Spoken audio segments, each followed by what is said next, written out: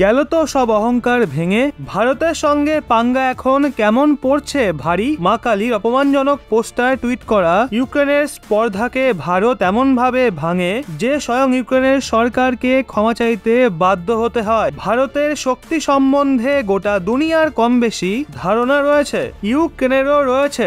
এর জন্য ইউক্রেনকে তার কার্যকলাপের কারণে ক্ষমা চাইতে হয়। ভারত রাশিয়ার সঙ্গ দেওয়ায় সবচেয়ে বেশি সমস্যা ইউক্রেনের হচ্ছে, আর ইউক্রেন ভারতের সঙ্গে সরাসরি পাঙ্গা নেওয়ার চেষ্টা করে এবং নিজের মাত্রা ছাড়িয়ে ভারতীয়দের ভক্তি নিয়ে খেলার চেষ্টা করে। যেই প্রতিরক্ষা মন্ত্রণালয় মা কালীর আপত্তিজনক ছবি টুইট করে, ওই দেশেরই সেনার সরকার এখন ক্ষমা চাইছে। রাশিয়ার সঙ্গে চলা মহাযুদ্ধের মাঝে ইউক্রেন তার জঘন্য কার্যকলাপের জন্য ভারতের কাছে ক্ষমা চেয়েছে। মা কালীর আপত্তিজনক ছবি পোস্ট করা ইউক্রেনের প্রথম উপবিদেশমন্ত্রী এমিন ঝাপ্পার টুইট করে। উনি এই সমস্ত কার্যক্রমের জন্য আফসোস করে আর বলে ইউক্রেন এবং ইউক্রেনবাসীরা ভারতীয় সংস্কৃতিকে সম্মান করে। উনি ভারতের সঙ্গে তাদের মিত্রতাকে দৃঢ় সংকল্প বলেন। রিসেন্টলি ইউক্রেনের প্রতিরক্ষা মন্ত্রণালয়ের তরফ থেকে একটা টুইট করা হয়। ইউক্রেনের প্রতিরক্ষা মন্ত্রণালয় নিজের টুইটার অ্যাকাউন্টে দুটো ছবি পাশাপাশি রেখে শেয়ার করে। একটা যুদ্ধের সময় বোমা বিস্ফোরণের দৃশ্য ছিল,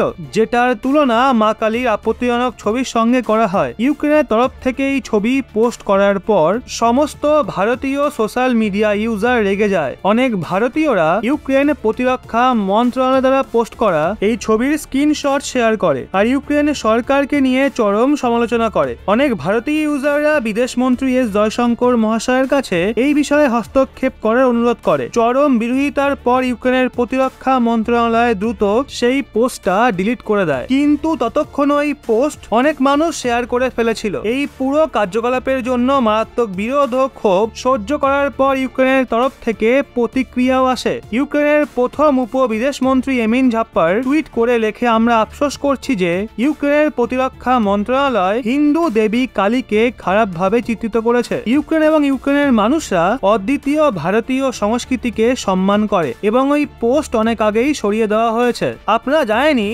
ইউক্রেন বহুবার ভারতের কাছে আবেদন করেছে যেন তারা যুদ্ধের পরিবর্তে শান্তি ফিরিয়ে আনার জন্য রাশিয়ার সঙ্গে কথা বলে। ভারত রাশিয়ান রাষ্ট্রপতি ভ্লাদিমির পুতিনের কাছে বহুবার শান্তির জন্য আপিল করে, কিন্তু ইউক্রেন এতটাই নিচে নেমে যায়, হিন্দু দেবীকে অপমান করে। এটা স্বয়ং ভারত আশাও করতে পারেনি। ভারতীয়দের ভক্তি নিয়ে ইউক্রেনের প্রতিরক্ষা মন্ত্রণালয় এভাবে খেলা করার পর তো একটা বিষয় পরিষ্কার, ভারত এত সহজে কিন্তু ছাড়বে না, তার পরিণতি খুবই খারাপ হবে। এখন যতই ক্ষমা চাও, হিন্দুদের পূজনীয় দেবীকে অপমান করেছে ইউক্রেন, তার ফল তো তাকে ভুগতেই হবে।